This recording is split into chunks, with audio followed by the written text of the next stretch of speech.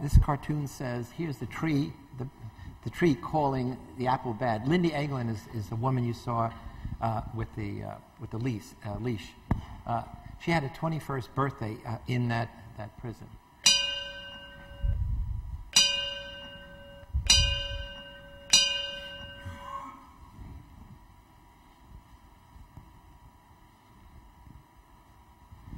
I frame the question differently. If you ask who is responsible, the only answer appropriate is people. If you say what is responsible, the answer could be people, but it also could be the situation.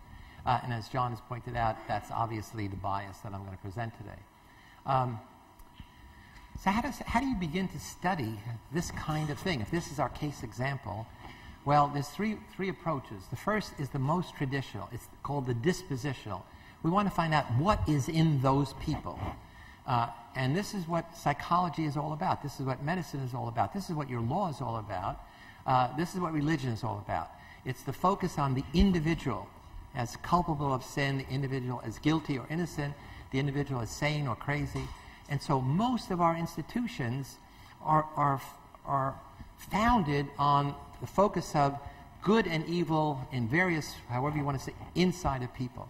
So in this case, we're going to say, we're going to analyze these people for sadistic personality, for various kinds of personal pathology.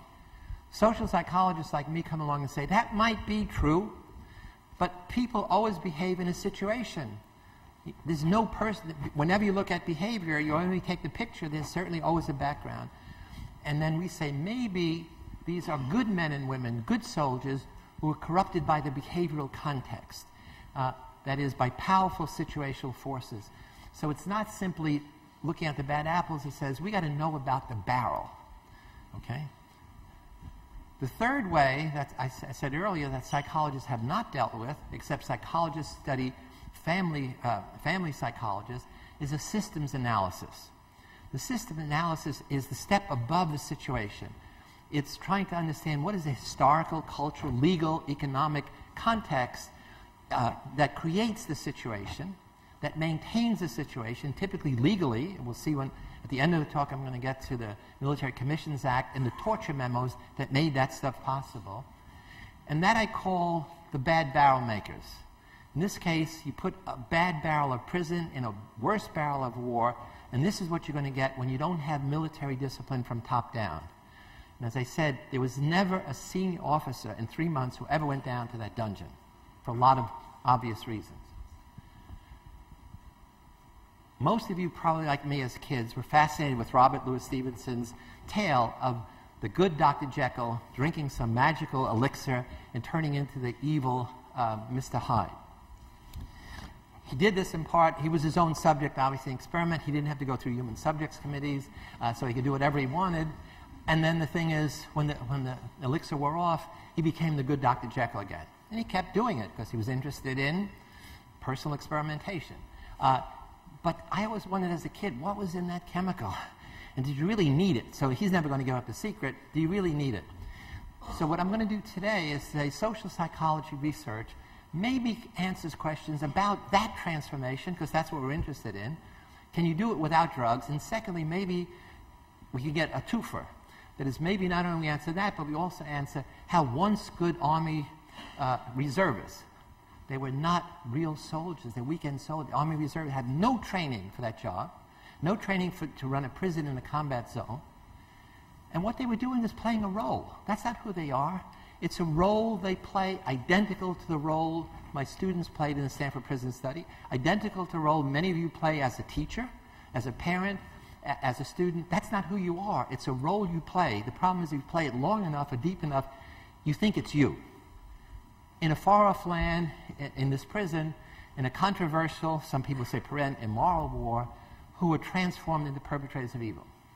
Let's see how. Yale good Stanley Milgram experiment back in 1963. Most people have seen the movie and have not read the story, and most people have it wrong, especially in most textbooks. Because he did it at Yale, and they say, the study he did with Yale students. No students. No high school students, no college students. Not a single student was in that study. In fact, he ran 1,000 ordinary people 500 from New Haven, 500 from Bridgeport, Connecticut. And who are these ordinary people? The first thing is, he asked the question, would you electrocute a stranger if Hitler asked you to? He's a little Jewish kid from the Bronx, concerned then about the Holocaust. Could it happen again? Of course not. That was Nazi Germany in 1939. We're Americans. We can never do that. He said, well, suppose Hitler or his representatives or somebody in authority said, shock this person. Shock him until he's unconscious or maybe worse. No way. It's not going to happen. He said, well, let's see. Let's see. So this ad appeared in the New Haven Register on a Sunday morning. You read it. He begins, the first 500 were all men. Later on, he added women. So in this study says, we need people for study of memory. The critical thing is you look at who he says, no special training, no education experience. We want factory workers, city workers, bus drivers, accountants, secretaries, ordinary people. 1,000. So it's the study with the most generalizability in all of psychology. I think all of social science. Nobody's ever had a sample this big with this diversity.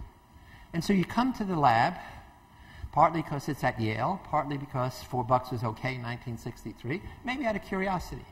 And when you come to the lab, he says, we want to help people improve their memory. So that's the big lie. That's like national security. It's the big lie. It's a big lie. Once you buy that, then all the means to get there is going to be, you're not going to question. So he says, we know that if you reward the right behavior, people will learn. That's what B.F. Skinner taught us. But nobody's done a study of what happens when you judiciously punish errors. That's what we're all about. We want you to reward this guy when he makes a mistake, or when he gets it right. We want you to punish him when he makes a mistake. And he said, I don't care who's teacher or learner, you draw straws. So he's the teacher, he's going to be the learner.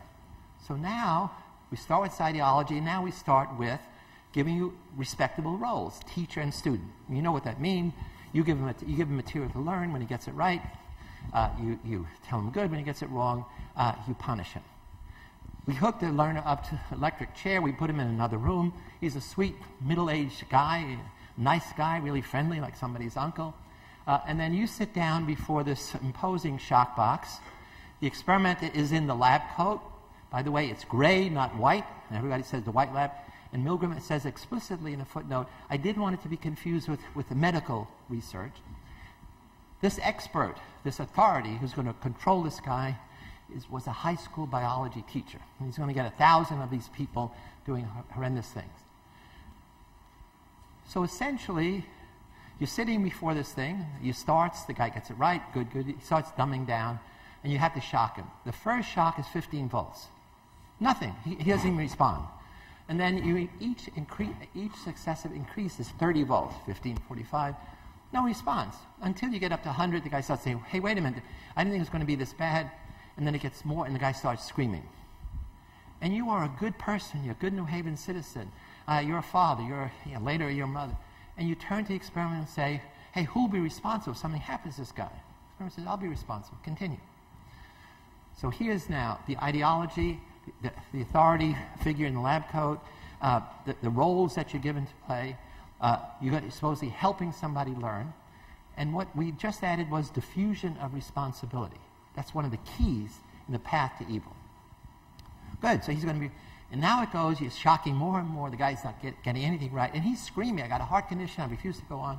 And you say, I'm not going to go on, I'm a good person, I can't see somebody suffer. I'm sorry, you have a contract. You signed a contract. In order to get your $4, you have to continue. And so you go on a little more, and now it gets up to 300 degrees, the guy, 300 volts, he's screaming, and it gets up to 375. So this is the box. And when it gets all the way up to 375, the machine says danger severe shock.